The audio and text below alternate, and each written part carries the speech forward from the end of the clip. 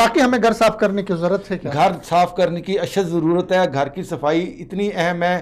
ہمیں بار بار جو لوگ دبے لفظوں سے کہتے تھے نا کہ گھر کی صفائی یا اندرونی دشمن، وہ اصل میں وہ یہی کہنا چاہ رہے تھے کہ ان سے جان چھڑائی جائے، ان کو ختم کیا جائے. ان کے جو سپورٹر ہیں، جو ان کو مالی امداد دیتے ہیں، جو کسی مسلک سے ہیں یا کسی ملک کے ساتھ ان کے روابط ہیں، ان پہ بین لگایا جائے. صفائی سے دیکھیں، گھر کی صفائی سے تھوڑی سی کنفیوژن پیدا ہوتی ہے کہ گھر کی صفائی کن کو ہم نے پکڑنا ہے. ایک تو وہ لوگ ہیں جو پاکستان میں دھماکے کر رہے ہیں، پاکستان کے خلاف ہیں. سر میں پاکستان کے مسجدوں میں، مارکیٹوں میں، بازاروں میں دھماکے کیے، لوگوں کو ٹارگٹ کیا.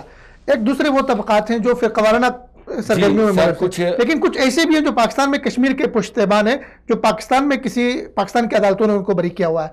جی میں وہ آپ کی دونوں فلاحی کام کر رہے ہیں. اس میں دو آپ نے جو ہے نا مختلف بتائے ہیں. ایک تو وہ ہے جو کشمیری مجاہدین جنہیں کہا جاتا ہے، جن میں مولانا اظہر صاحب کی تنظیم تھی، صاحبہ محمد، ٹھیک ہے. دوسرے جو ہیں ہمارے وہ کہتے ہیں سعید صاحب جو ہیں، سعید صاحب وہ حزب المجاہدین، ٹھیک ہے. ان کا کسی اور، ان کا تو ایک رفائی کام ہے. پاکستان کے اندر بھی پورے جس بھی علاقے میں رفائی کام زیادہ کرتے ہیں.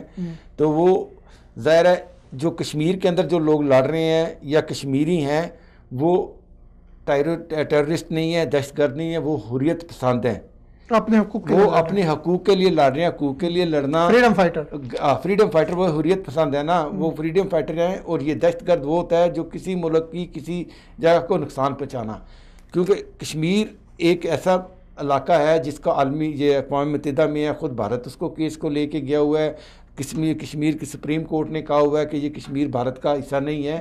تو وہاں پہ جو ظلم و جبر ہو رہا ہے، وہاں پہ جو وہاں کے کشمیری عوام ہے، وہ کچھ وہاں بیٹھ کے، کوئی وہاں سے باہر نکل کے سرحد سے باہر آ کے جہاں بھی ان کو محفوظ جگہ ملی ہے، وہ وہاں پہ کوئی علمی جہاد کر رہا ہے، کوئی قلمی جہاد کر رہا ہے، کوئی وہاں پہ اس کے ساتھ عملی جہاد کر رہے ہیں. تو وہ اس لیے، اور یہ جو مسلکی پاکستان کے اندر جو ہے فرقہ وارانہ کر رہے ہیں، ان کی بےخبری کرنے کی ضرورت ہے. جو کسی ممالک کے ساتھ مل کے ان کے فنڈ پہ چل رہے ہیں، ان کی بےخبری کرنے کی ضرورت ہے.